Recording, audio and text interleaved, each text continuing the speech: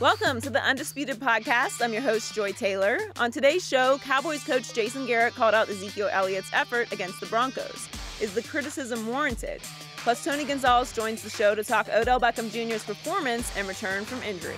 And did Kevin Durant make up secret social media accounts to combat haters? Skip, Shannon, let's get to it. Ezekiel Elliott was held to a career-low 8 yards in the Cowboys' blowout loss to the Broncos, but it was his effort following the 2 Dak Prescott interceptions that were called into question. The first came in the third quarter when Chris Harris intercepted Dak and Zeke just stood there with his hands on his hips. Later, on Aqib Talib's fourth quarter pick 6, Zeke was seen blocking but was not spotted on any replays trying to chase Talib. Jason Garrett was asked about those 2 plays yesterday.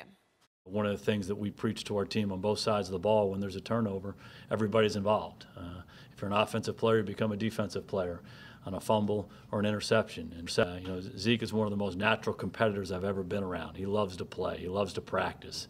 And I think we've seen that through his first year playing. And those 2 plays were not indicative of the kind of competitor that he was, and we have to get that addressed. It's important to be specific about the plays. You evaluate the play. On those particular plays, it wasn't up to our standard. We're joined by FS1 NFL analyst Eric Dickerson. Good morning, Eric. Good morning. I can't wait for this. Did you have a problem with Zeke's effort on those 2 Well, plays? first of all, Zeke plays for the Dallas Cowboys. And you play for the Cowboys, you have to bring it pretty much every play. But no one plays hard every play. You know that. Yep. We take plays off, we do. But when it's interceptions take place, you have to chase the ball. You can't stand there with your hands on the hip because you watch the offensive lineman chase the ball. It's no fun. Believe me, it's no fun. I've chased guys before. I remember I tackled Andre Tippett, grabbed him by the face mask, chased him down. Was it fun? No. I know he didn't want to, but you have to because you're a cowboy. You're not playing in Cincinnati, Cleveland. Everybody's watching. It's a big game. You're having a bad day, and you're showing like you're pouting like, man, I don't want to chase this football. Right. But you have to get out there and do it, even if you don't want to. Yep. That is so true. In '99, Brian Greasy threw a pick, threw a bunch of them that day too. He threw one that ended up costing TD probably his career because TD chased the guy and he got clipped by one of his offensive linemen. But anyway, he threw. There we go. No, that's interesting. it happened. Good point. But anyway, he threw a pick, and I immediately appealed and started to run. Brian Cox put his helmet right here. And I knew it was him. My feet was in the air, and I'm going to the ground. B. Cox, I know you hit me. B, I know it was you. Let me ask you a question, Skip. There was a Super Bowl that was played in Pasadena.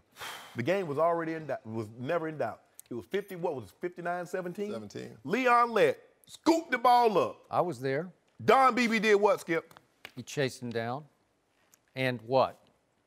All that anybody remembers is that Leon Lett started strutting before he got to the end zone, right? But the effort. See, we don't play to a score.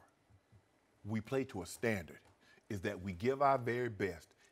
Everybody, you think Eric Dickerson had every game he rushed for 248 on 27 carries? No, but when the ball is turned over, now all of a sudden, I'm Ray Lewis, or I'm Rod Woodson, or Dion, I'm trying to make a tackle, because now I'm in a different space now. Skip, I'm going to turn it over to you, because you already know how I feel about this. Dermontti Dawson ruined his career. They threw a pick in the Pro Bowl in 1998. He chased Deion Sanders. He tore his hamstring off the bone. He was never, ever the same guy. In the Pro Bowl, Skip, there's a standard in which you must expect or what you must demand. You don't expect it. You demand it, that they give you effort. That's all I ask for, because you're not going to always have a great game. You think Zeke going to rush for 150 every game? No, he's not. But I just need to see the effort. I need to see the standard. Now, Cowboy standard is, well, that's the Cowboy standard. You know, okay. You heard what Jason said. Yeah. It's not to our standards. I mean, most head coaches feel like that. To Jason's 8-8 standard. Stop it, Skip. You're trying to make it about Jason Garrett. This is about Zeke Elliott. 8-8, 8-8, 8-8. And two plays, Skip. He went 12, 11. You know what? Jason Garrett is lucky he's been going along for these rides. In Don't 2014 and 2016. I thought you liked Jason. I never have loved him. I've made that pretty clear. I think he's just competent at best. Damn. You know what he does the best? He does this. Stop, Skip. He's good. You know, no matter what happens, he's like.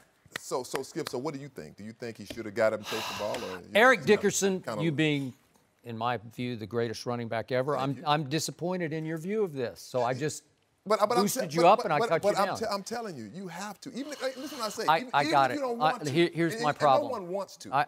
I hear what you're saying. This just rubs me the wrong way until it finally rubbed me raw. That Jason Garrett took Ezekiel Elliott to the public woodshed over this. And you have to put it in the bigger picture of what's happening here. First of all, the whole team did not show up for that game. They were not ready to play football in Denver, Colorado at 4:25 Eastern time on Sunday afternoon because they were feeling themselves, smelling themselves. They had just vanquished their nemesis in the NFC East, the dreaded New York football Giants. They just beaten the snot out of them and gotten revenge for their only really 2 losses last year because they mailed in the last game of the year. So they strut their stuff up there, and it's the whole idea of the offensive line could just kind of roll its helmets out there on the turf, and the little orange Broncos would just shrink, right? Well, that didn't happen because they got punched right in the mouth. And Ezekiel Elliott got punched in his mouth the way he has never been in Pop Warner or high school or at Ohio State or certainly even in pro football when he ran away with the rushing title last year. And he didn't have one game remotely this bad, and that included the first game against the Giants last year when he carried it 21 times for only 51 yards. It was nothing like that stinker. And did he lose some heart during the game? You better believe he did. Yes, They're all losing heart. Of course. Did the defense tackle? No. They just quit tackling. They quit trying to tackle C.J. Anderson. That's right. On that little flip pass, and Jeff Heath loses his feet, go out from under him, and then C.J. just kind of waltzes in the end zone looking at all the rest of the Byron Jones there, in you know? But still, but Okay. the question. All right, so what do you think? Well, I'm telling Okay, you that okay, Jason bro. Garrett shouldn't have done this publicly because think of the fire that Ezekiel Elliott is under right now. Because, first of all, on Sunday afternoon after the game, or Sunday evening, he got called out by 2 prominent voices in pro football. Number one, Peter King, a Monday morning quarterback, who said that he flat out quit in the game. Zeke quit. And then LaDainian Tomlinson, who just went into the Pro Football Hall of Fame and joined U2, said he quit and that he didn't like his body language on the sideline. And I'm just rolling my eyes saying, stop it.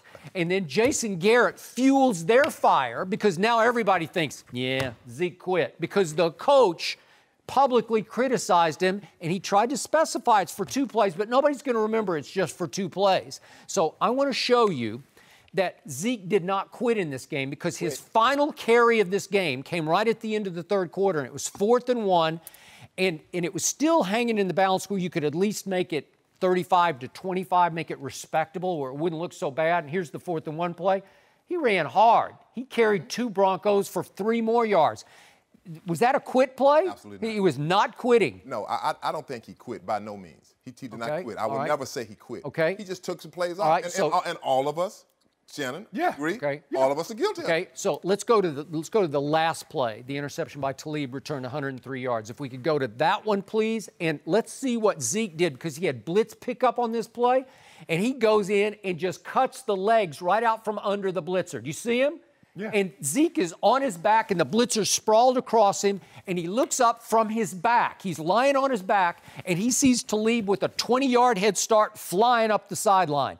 So what's he supposed to do? It's going to be 42-17, and you want him to get up and make some half-hearted effort? I'll say this. On that one, I do agree with you. Okay, thank you. When you blocking a linebacker, you ain't trying to get up off the ground and chase no. Get up. Okay, Come on. thank come you. On. Come on. Thank Come you. on now, Sterling. Thank you. Come on, Shannon. Stay down. Come on. Come on. Yeah. Come on now. Okay, wait. So you just told me, Shannon Sharpe, Hall of Famer, that Terrell Davis got hurt chasing, right? And you told me Dermontti Dawson wrecked his career chasing, right? Yeah. Okay, how many hits does a running back have in his body? Mr. Dickerson, it's a finite number, right? You're beat up right now. You're having a hard time playing golf because your back's bothering, right? Right. Okay, so should Zeke waste one of those hits trying to chase, you know, hopelessly up the sideline, maybe get blindside? What happened to you? I got blindsided. Okay. But I'm going to ask you this question. What if that was C.J. Anderson? How would you feel? Oh, I want C.J. to get up. I mean, first of all, C.J. running 5 flat. He might not catch it, but C.J.'s going to give chase. But here's the thing. Ezekiel Elliott, and I had a problem with this too, ED. A lot of time when you're a skill position player, you only see value in catches and yards and touchdowns. And one of the proudest moments is when I got awarded with the offensive line player of the game because TD had a great game, and that was for blocking. So I had to, in my mind, if I didn't score or if I didn't catch a bunch of passes for a bunch of yards, I had no value to my team. It was that moment, and maybe Mike gave me that to show me that I had value other than scoring and catching passes. Zeke has to realize there's other value to him than scoring touchdowns or rushing I got yards. it. So, wait, to your point, the first interception is with 6:41 left in the second quarter. You both have a point on this one.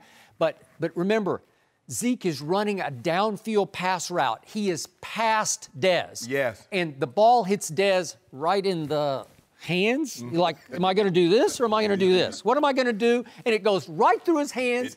And remember, Zeke has gone nowhere fast in running the football to that point.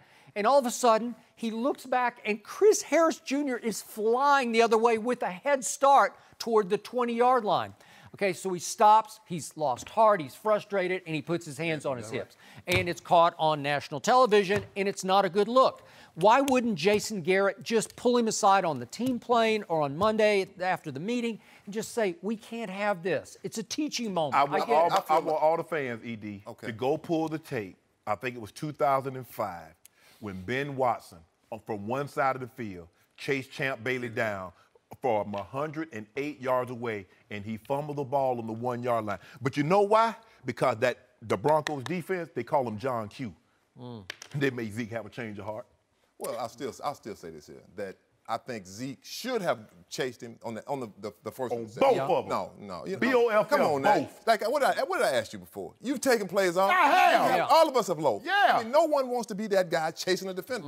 I say that the offensive lineman chasing, but you see, they were just like, I know. we're not going to catch you. We're just You're gonna just chase you." going through the motions. Go watch the tape for the Tennessee Titans and the Baltimore Ravens. I cut a guy. Trent threw a pick six. I jump up off the ground. I tackled him in the end zone, but I went and got him. Go check the tape. I went and got him. Final point.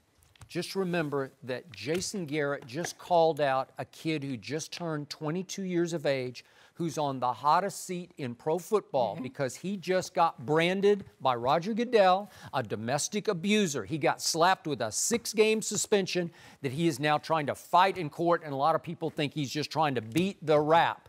So this feeds the fire, the national fire against this kid. I think he got framed and railroaded on the domestic violence part, but that's a whole nother issue. But a lot of people think he's guilty as charged. And now you're saying, see, there he goes. Nope. And the coach called him out. Well, I think one thing is, and I got to go, as a player, you sit on the sideline. When you're getting beat, you like this. You got that look on your face. Not like me. That. Come on, Shannon. Come on, now, you know that. Come on, all of us have. When you getting that butt whooping, you like. One time, ED, that was only one time. Against Jacksonville. Because they're looking at me. And if I'm down, I gotta stay positive. I know they're looking at me, but you still had that dejected look. You don't know where the camera's at all the time. I know they're looking at me. All the time. How did you look against the Bears up in Soldier Field? Oh, I looked very dismal. Yeah. Like, man, what is going on? He had curl juice in his eye. He couldn't eat. The curl was gone. No mercy. Odell Beckham made his season debut last night, but it wasn't enough to turn the Giants' offensive struggles around. After missing last week's game with an ankle sprain, he was only on the field for 33 plays last night and finished with 4 catches for 36 yards. Let's take a listen to Odell after the game. It felt good to be able to play again. It's been a long time, so just kind of getting your feet wet. How physically did you feel out there? I felt all right. I don't really know a percentage. Still just that last little bit of the game, but it'll come from, another long week of rehab and all of those things. I felt like a little bit of myself. It's just still not there. But came out and do what we can. Mentally, I feel like I can do anything. So physically, I don't know how much it really mattered. I just, I got my 20, 30 plays or whatever it was, and just tried to make the most of them. We just came up short today. We're joined by Fox NFL analyst Tony Gonzalez. Morning, Tony. Morning. I like he's always got like nice hair and fresh cut. I mean, I don't know if you guys notice that type of stuff. You notice that type of stuff? You got nice hair too. You get a haircut every day, don't you? That jacket. Fresh. That jacket. What's wrong with this jacket? Hey, that's from the Strahan collection, man. Yeah, baby. I mean, It's high fashion. That jacket looks good on you. I'll let you borrow it. It's okay. No, I'm good. That's a Caddyshack. Well, you know, Tony likes to be able to move around a little bit. He doesn't want to pop any buttons Them off. little narrow shoulders. I mean, Tony's shoulders this wide, right here. Narrow shoulders. Tony, what did you think I'm of not playing anymore. Who lifts weights? this guy? Actually, they both do. But, you know, Shannon doesn't do any running because he doesn't want to pull any hamstrings. Tony, what did you think of Odell's performance last night? What do you mean? I mean, I thought he looked pretty good for coming back off of that injury. I mean, that's how it goes. When we've had injuries, you've had the injuries. When you get back out there, your first game back is always okay. How's it going to go? How's it going to be?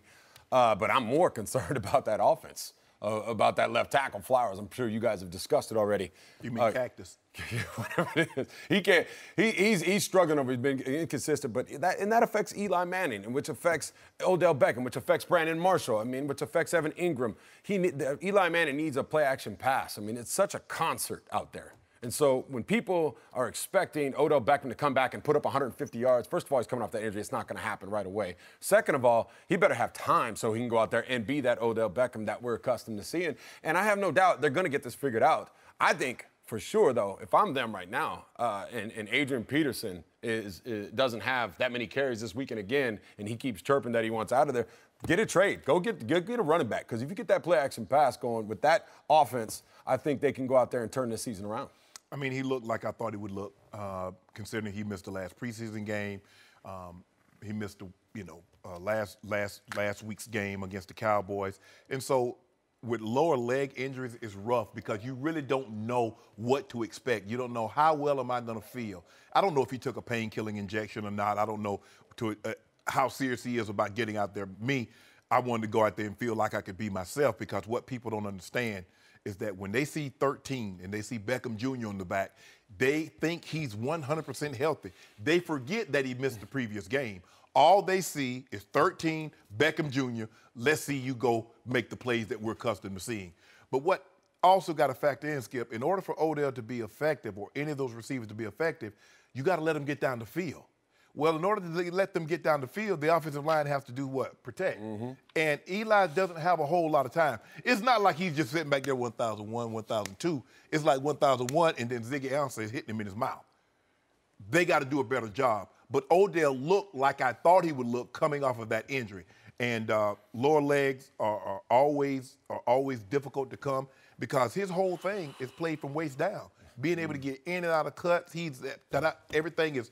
He's precision. He's not a big body guy that just runs around there and turns around and expects you to throw jump balls to him. He's a tactician. He runs routes, comeback, slant, digs, in cuts, and all those kind of things. So he looked like Odell. Moving forward, he would only get better if he doesn't suffer a setback. So here's why this is a really tricky topic for me, because the most difficult dilemma I have faced in covering or commenting on the National Football League for many years is, how injured is a player really? Right. Because in your locker room, there were times I'm sure you looked around at so-and-so, we need you. And so-and-so had a high ankle sprain, and you're like, come on, you practiced? You look like, no, I can't go. I just can't go. How many times did that? I'm sure it happened to both of you, where you need so-and-so says, I don't know, man. So how hurt is he? Because this is crazy, but I always wish there was some machine that we could all put our hand in and they'd put their hand in it, and you could feel for 30 seconds what they're feeling in their high ankle, and you'd say, come on, you could play with that.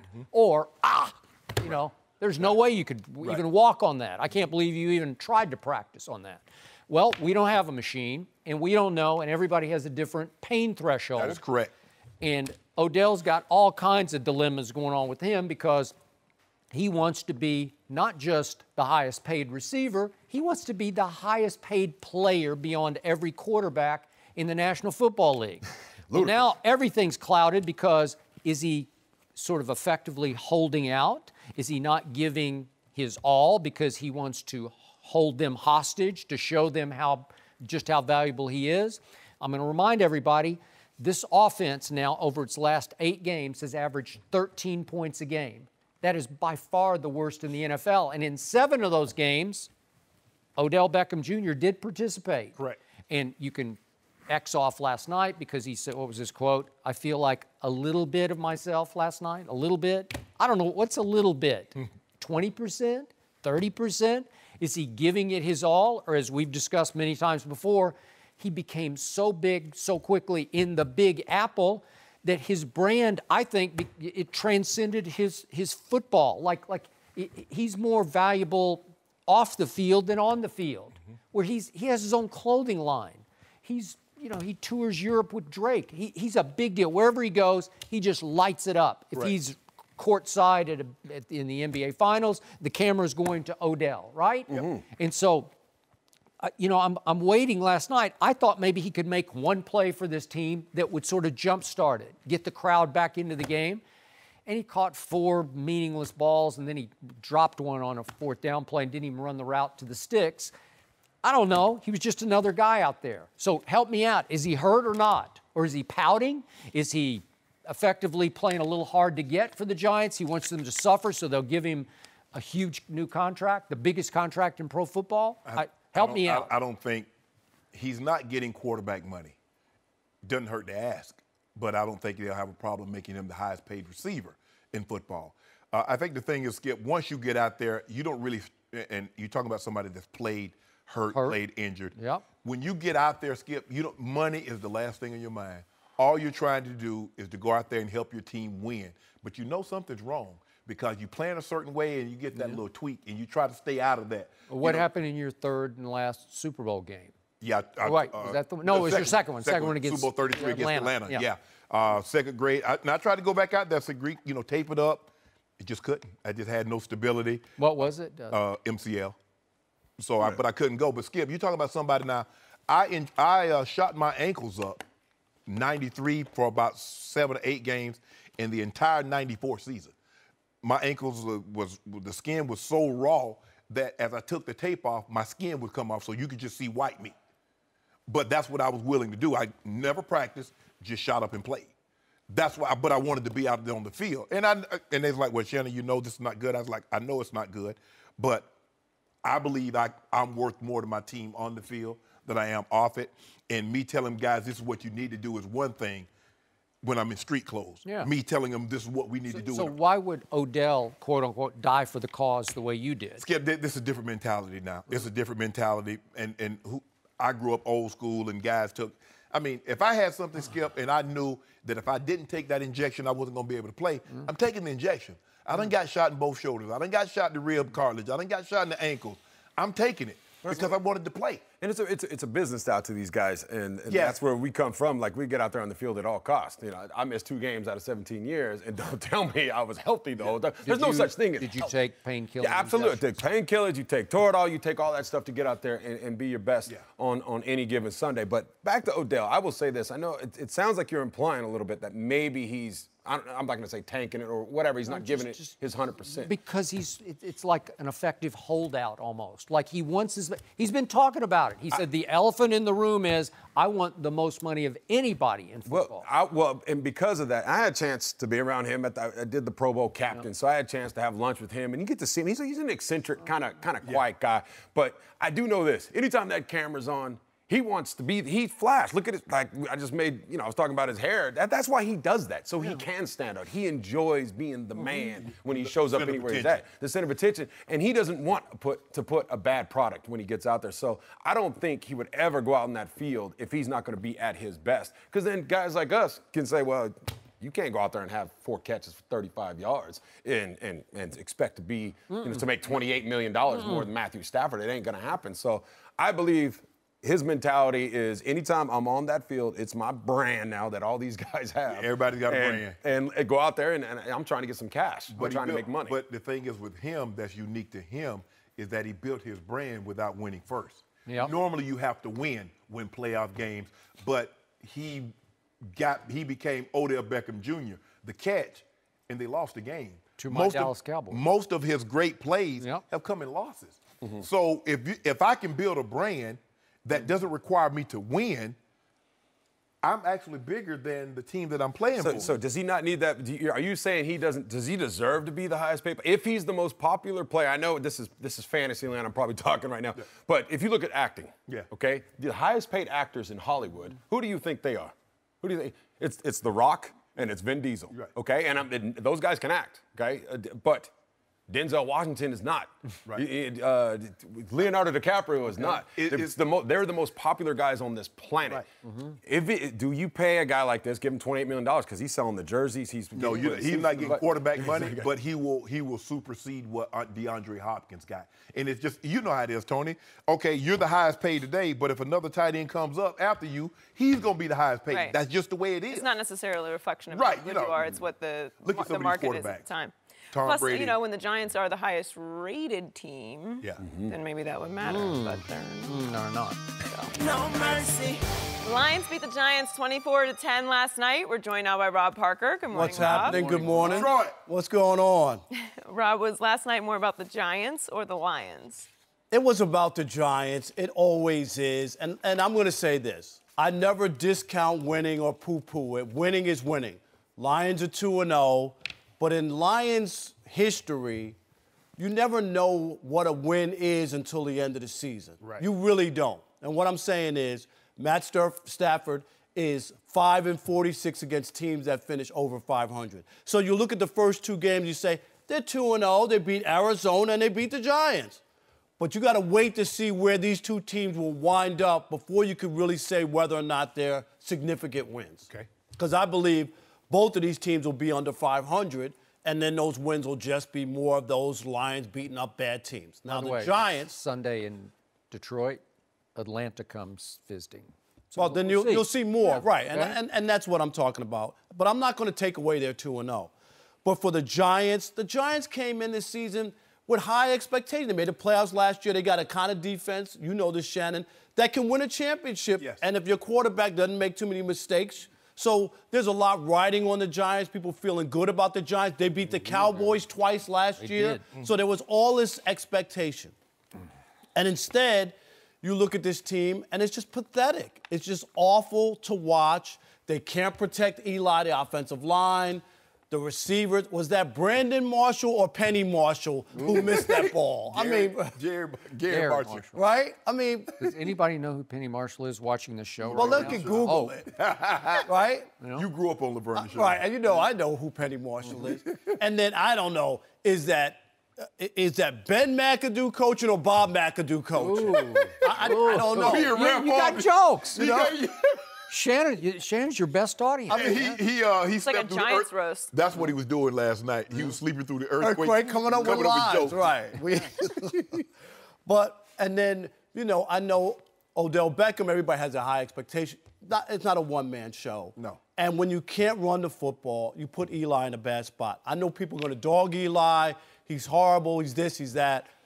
Eli will forever be here for me in my life, because he's 2-0 against Tom Brady in the Super Bowl and won both MVPs and in both games through unbelievable throws. So you could take all the bad Eli, and I know a lot of bad Eli shows up, but I'll take those two Super Bowl Sundays and the good Eli any day over most quarterbacks. For you, he's a made man. He's like done. Forever. He's done forever. Okay. But this is about the Giants.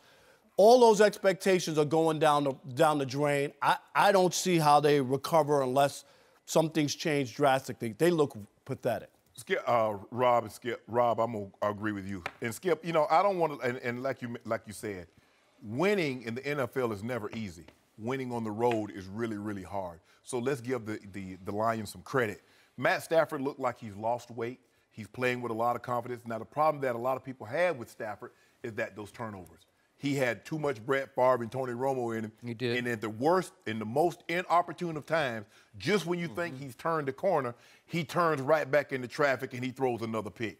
But so he's eliminated for the most part, and I can't believe I'm about to say this, his offensive coordinator, Jim Bob Cooter, has done a great job with him. Yeah. He looks like a different player. But that's where, and you brought it up, when he gets that signature win, because I'd ask you, give me a Matt Stafford signature win. He doesn't have one. Been in the league for 9 years, Skip. He beat the he Cowboys. doesn't have one. The Cowboys that year, he threw for almost, 500 yards, and Calvin Johnson had like almost 400 yards. But the Giants, this is more about the Giants. The Giants are terrible right now. And as you mentioned, Rob, with all the expectations, you look at that defense, that is a Super Bowl caliber defense. And you say they're going to only get better under year 2 under Coach Spagnuolo. And then you look at, they go out and get Brandon Marshall, put him opposite of of Odell Beckham Jr., and we know what Brandon was. I mean, he's been a very good player at every stop, Denver, and Miami, and Chicago. 4 Pro Bowls with 4 different teams. Yeah, the Jets. And you're like, whoa, whoa.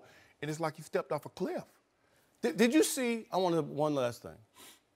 The crowd yelled, he's open. He was so open, the crowd, if you were watching the game, go, he's open. And he still missed the ball. And the offense, they can't run the ball. So now that puts even more onus on your passing game. Well, if you can't protect, Skip, you know, the Flowers, they're talking about the next move for Eric Flowers, and only for the Giants to get their money, they got to move him to equipment manager.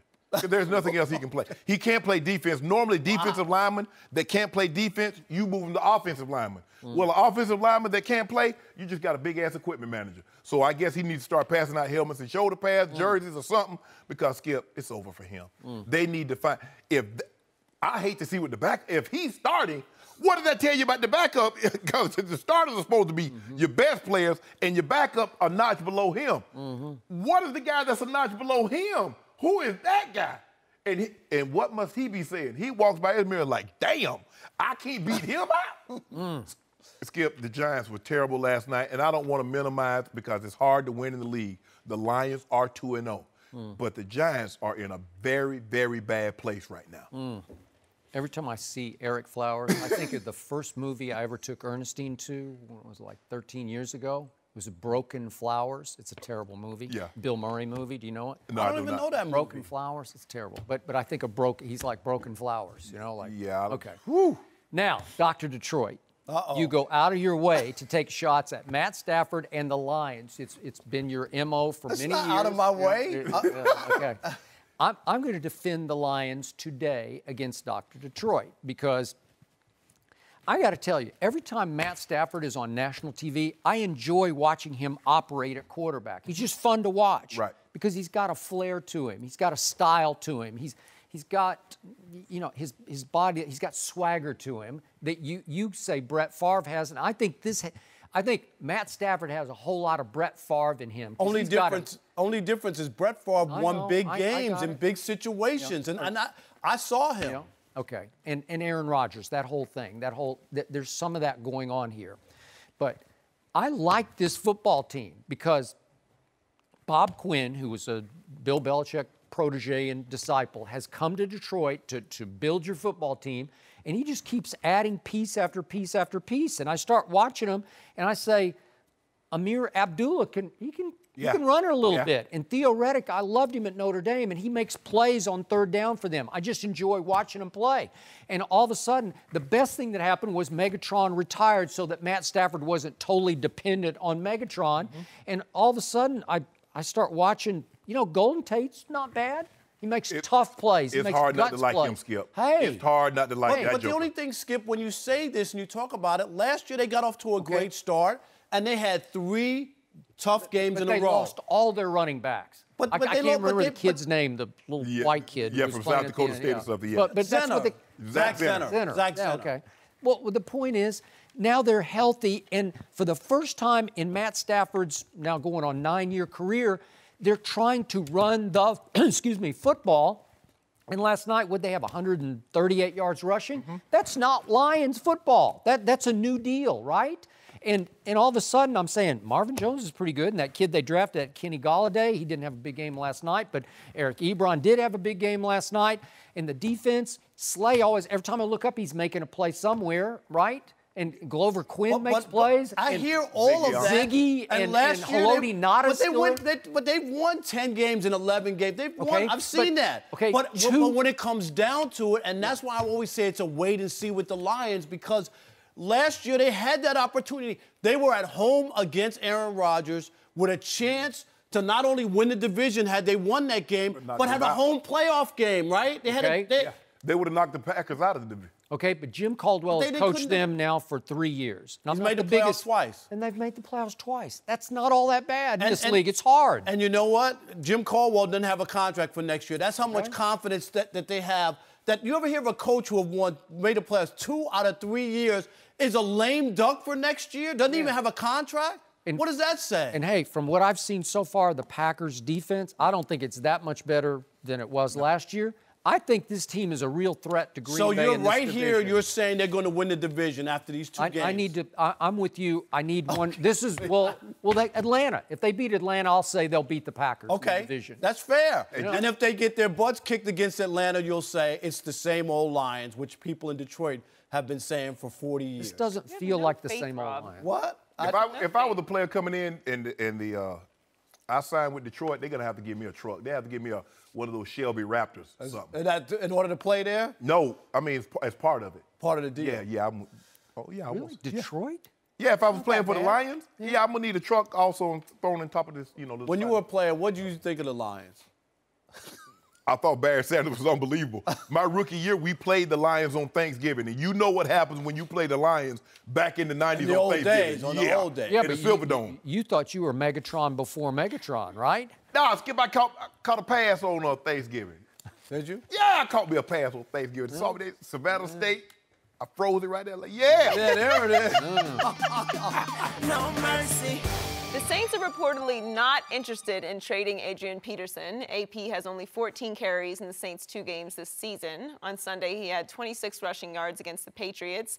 This came after he had a heated exchange with Sean Payton on the sidelines during the Week 1 loss. We're joined once again by Eric Dickerson. Eric, what's your take on the situation now? Just like I felt before. Free that man. Let him go. Hashtag free AP. Right now, AP is like just A. Ain't no P. He's had 25 plays in 2 games. I mean, he get that in 1 game sometime. I mean, so it's sad for a feature back, and that's what he is. I was a feature back. You don't go from a feature back to being a guy that's carrying the ball 8 times a game. It's not going to work. Just like when I went to the Raiders, I keep talking about this.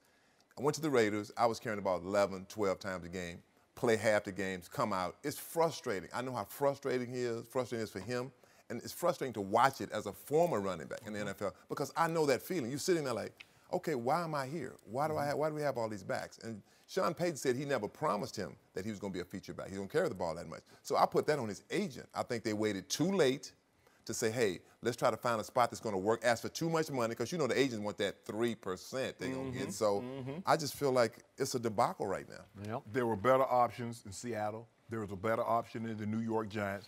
His best option was to stay in Minnesota. But seemingly, they weren't options for AP. AP saying, I will take less money to play somewhere else. But sometimes, ED, you that pride get in the way. I play for 3.5 over here. I'm not playing for you for 3.5. And he let his pride get the best of him, Skip. This doesn't make any sense to me. And I didn't think it would make sense from the very beginning because why would I go to a team? Skip, that's like a running back saying, you know what? I'm going to the New England Patriots because I'm about to get me a boatload of carries. You know that's not about to happen. You going to New Orleans Saints where they throw the ball more in New Orleans than they do in New England, and you actually think you're going to be a featured back? They got a Pro Bowl running back in Mark Ingram. 2 days later, they draft Alvin Kamara. That should have been the writing on the wall there. Skip, I know you remember the movie Amistad about the slave trip that was supposed to be going to Cuba, but somehow it got sidetracked and ended up Sinke, Jaimin Hansu. And when he appealed before John Adams, he said, give us free. Give us free. Free New Orleans. Give him his free. Let him go. Just cut him. Let him trade. Skip, you probably can get a 7th round pick. I think you could. You can get something, but you're not going to use him, and he's not going to give you the value in which you need for him because he's not going to get enough attempts to show you his value. Yep. So he's wasting. The thing, and I keep saying this, Skip, I love a lot of things about New England, but when Coach Belichick knows he's made a mistake, Coney Ealy, you got to go. I made a mistake. I gave up a 2nd round pick. We swapped 3rd rounders, but I made a mistake. You're not good here. His draft picks, I made a mistake. You got to go. If you make a mistake, just admit it and move on. Don't try to hold on to it because we know it's a mistake because you have never had a guy of AP's ilk. You don't know how to use him. Pierre Thomas and Reggie Bush, when you won the Super Bowl, that's one thing. They're not that guy. But he also has to understand, ED, he's Adrian Peterson in New Orleans. Well, AP was in Minnesota. AP was in Minnesota, you're right. I mean, a better fit, even I think about Green Bay. I mean, they don't have a running back, Ty Montgomery. Even the Baltimore Ravens, they have Terrence West. He's injured. Danny Woodhead. Buck Allen is starting. I mean, and his backup is Alex Collins. I mean, you tell me he can't beat those guys out? I mean, he is still obviously Adrian the Giants could oh, they God. have glaring need.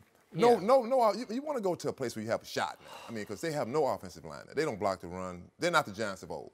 I mean, I'd like to see him go to a place like Green Bay. I mean, Green Bay would be a good fit. I mean, he's Aaron Rodgers, the best quarterback in the NFL. Yeah. In my opinion. But I still think that they need to, like I say, free AP. Let him go. Give us free. I have no idea what Sean Payton is doing here, but I do know he has blown the entire season the way he's handled his running backs. And I did think they were going to try to balance up because, again, we had Drew Brees on at the Super Bowl in Houston, and he said we got to get back to more 50-50 like we were in the season of 2009 when they went on to win the Super Bowl. So, silly me, I thought he would feature Adrian Peterson early in the year just to see if he could sort of carry the mail and the load and keep Mark Ingram on ice for a while. And if Adrian Peterson began to fade or got too beat up or whatever might happen, you still have a quality Pro Bowl running back you could go back to. Correct. Instead, he's trying to play it three ways, even though Kamara only had one carry the other day. But you just can't do that to Adrian Peterson. No. So what did he do, Sean Payton, to start the game? I told you, he won the coin toss and deferred to Tom Brady when the whole idea is, well, you do have Adrian Peterson. So if you're going to defeat Tom Brady, the best way to do that is to keep Tom Brady on the sidelines. So if you win the toss, it's like, thank you, God. Oh, I think I'll run the ball. Maybe I'll get me some first downs. Maybe I'll kill some clock. And you're an offensive-based football team. Right. Your bread and butter is Drew Brees and that offense. You want to put that defense on the field first at home? Because guess what happens, Skip? What are you doing? Seriously. What we expected to happen. New England marches the ball right down the field. Now, how discouraging is that? What, I think it was 10 plays, 75 yards to Russ Burkhead for the touchdown. Well, Boom. I'll ask you this question. A tight end. Yeah. You play 8 plays a game. How would you feel doing that? 8 plays. It's terrible. Terrible. It's terrible. It's awful. I mean, I know I've been that guy. It's so you sit there, guys, I'm like, man, why you sitting on the sideline? Why you sitting there? I don't know. You don't know what to say. Late in your career, Skip, and as like my final 2 years in Denver, Mike made it, and I was playing, I was like, Mike, I can't get in the rhythm. He says, 84, there are going to be some games you're not going to play as much early because we're going to need you down late, and I don't want to wear you down. Okay, I understood that. I was still getting, 50 plays a game, but I wasn't playing the 65, 70. I wasn't playing the entirety of the game. But I understood because he explained it to me. Now, if he hadn't explained that to me, I was like, I'm feeling some kind of way here, bro. I'm like, bro, did you see me just go for 214 on Tony and just hit New England up for another tub? I'm like, whoa, wait a minute. I don't want to be sitting here. But he explained it to me. So we need to know what was told to Adrian Peterson upon the visit. What was relayed? What did Sean Payton say? What was Adrian's expectations? Because if Sean What did Adrian say last week? He said, I didn't sign up for, 9 snaps? And Sean Payton said, I did not bring him here to be a feature back. So somebody lied. My grandma said, boys, don't call nobody lies. Just say they misspeaking the truth. Somebody misspeaking the truth, ED. Everybody lying but you. That's my mother used to say. Hey. No. Well, here is I the don't truth. care who tell it. So if Mark Ingram were just lighting it up, if he was on a Pro Bowl tear, I'd say, you got me on this one. He is not on a Pro Bowl tear because the other day, Mark Ingram did have 52 yards rushing, but guess what? 28 came on the last play of the game when it was 36-20, and New England was playing just like sort of prevent defense. Yeah, and he just ran up the middle for 28 yards. If you take that away, he didn't have a whole lot. He had 7 carries, 24 yards. But here's the thing, though, But this is not a running football team. Right. But they were in 2009. Yeah, this is 2017. And you see how they play. They throw the football 85% of the time. He got 5,000-yard seasons in between that 2009 and 2017. And, Skip, here's the thing. We don't know what Mark Ingram can be, and we don't know what Adrian Peterson can be because it's all jumbled up. He get 4 plays. AP gets 6 plays. Kamara gets 7 plays. Yep. You can't get a rhythm. No running back that's used to being a feature guy can run like that. So to paraphrase the old cliche, Mark go ahead. Can be. I mean, he's just an average. I think he's an average back. Thank you. I mean, he's average. Thank you. I mean, that's it. He's fine. He tries hard. He's average back. He's an average back. Yeah. But to paraphrase the old quarterback cliche, if you have 3 running backs, you have none. Right. Because that's what you have. They have no running game because nobody gets in any rhythm. No. And it's all awkward and out of sync. And Sean Payton has really blown this. Hashtag free AP. Well, let him go. Hashtag free AP. Let the man go. And they need to let Drew Brees go after the season because paying $25 million for that for what, Skip? Let the man go somewhere where you have a chance. First of all, you're not going to even contend in this division, let alone contend for a title, let alone win a title. By the way, Shannon Sharpe has campaigned for Drew Brees to go to Denver. Or Tom Brady. Now he's campaigning for Trevor Siemian to make the Pro Bowl. No, I ain't. Look, I know how we've had success with quarterbacks that teams no longer wanted. It would be quite a fit, actually. What are they going to do with y'all's quarterback, the one they drafted? Who, Paxton? Paxton, yeah. What are they going to do with Paxton? He'd be on the bench. We traded him. We traded him. That was the first round. No, we don't need him. We don't need him. Give us a fifth round. We don't need him. We don't need him. Somebody, give us a fifth round that we can have. Anyone? We're going to get Drew Brees. We're going to get Drew Brees and Tom Brady next year. Free AP, one more. No mercy. A fan tweeted to Kevin Durant's Twitter account this weekend saying, "Man, I respect the hell out of you, but give me one legitimate reason for leaving OKC other than getting a championship." KD allegedly responded saying he didn't like the organization or playing for Billy Donovan. His roster wasn't that good. It was just him and Russ.